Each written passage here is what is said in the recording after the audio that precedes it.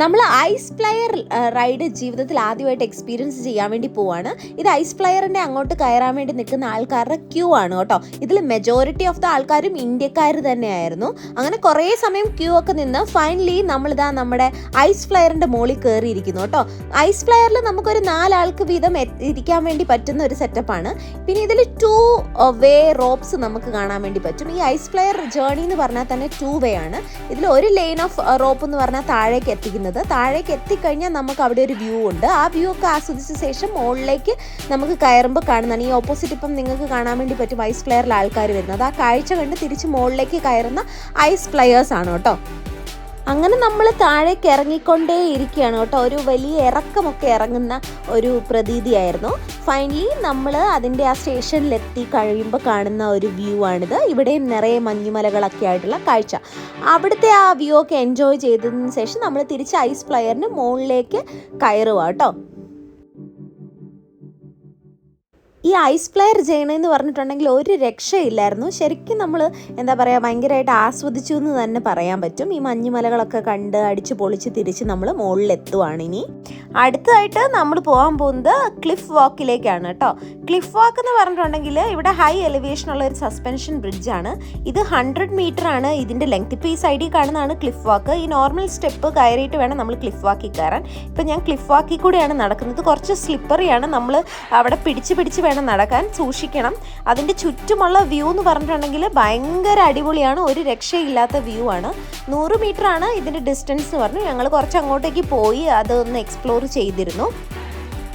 ഈ ഒരു ക്ലിഫ് വാക്കിൻ്റെ മുകളിൽ നിന്ന് നമ്മൾ ഈ ചുറ്റും കാണുമ്പോൾ ഉള്ള ഒരു വ്യൂ എന്ന് പറഞ്ഞിട്ടുണ്ടെങ്കിൽ ഭയങ്കര എക്സ്ട്രാ ഓർഡിനറി ആയിരുന്നു കേട്ടോ.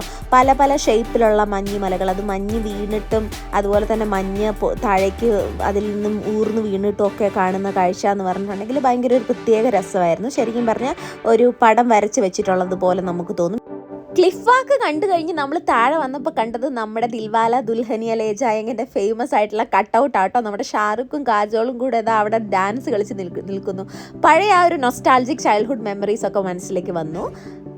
ജീവിതത്തിൽ ആദ്യമായിട്ട് സ്നോ എക്സ്പീരിയൻസ് ചെയ്ത് സന്തോഷത്തോടു കൂടി സ്നോയിലൊക്കെ കുറേ സമയം എന്താ പറയുക സ്പെൻഡ് ചെയ്ത് സ്നോ ഒക്കെ വാരി എറിഞ്ഞതിന് ശേഷം ഞങ്ങൾ താഴേക്ക് തിരിച്ചിറങ്ങാൻ വേണ്ടി പോവാണ് എംഗൽബർഗിലേക്ക്. അപ്പം നമ്മൾ അവിടെ ഒരു ബാർ ചോക്ലേറ്റ് ഷോപ്പ് കണ്ടു. അവിടെ നമ്മളൊരു ചോക്ലേറ്റൊക്കെ വാങ്ങിച്ച് ട്രൈ ഒക്കെ ചെയ്തിരുന്നു. ഐസ്ക്രീംസൊക്കെ ഉണ്ടായിരുന്നു. മോവൻ പിക്കിൻ്റെ വളരെ നല്ല ടേസ്റ്റി ആയിട്ടുള്ള ഐസ്ക്രീംസ് ആയിരുന്നു അതൊക്കെ.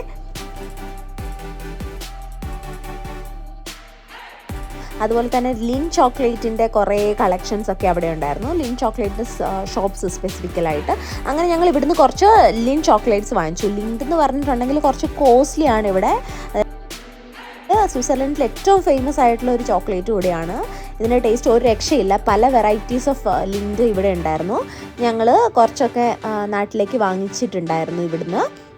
പല റേറ്റിലുള്ള ലിൻ ചോക്ലേറ്റ്സ് അവൈലബിൾ ആയിരുന്നു ഇവിടെ. നമുക്ക് 200 തൊട്ട് സ്റ്റാർട്ടിങ് റേറ്റിൽ വരുന്ന പല റേഞ്ചിലുള്ള ചോക്ലേറ്റ്സ് ഒക്കെ അവൈലബിൾ ആയിരുന്നു. എനിക്ക് ഭയങ്കര ഇഷ്ടമുള്ളൊരു ചോക്ലേറ്റ് ആണ് ഈ ലിൻ ചോക്ലേറ്റ് എന്ന് പറഞ്ഞിട്ടുണ്ടെങ്കിൽ.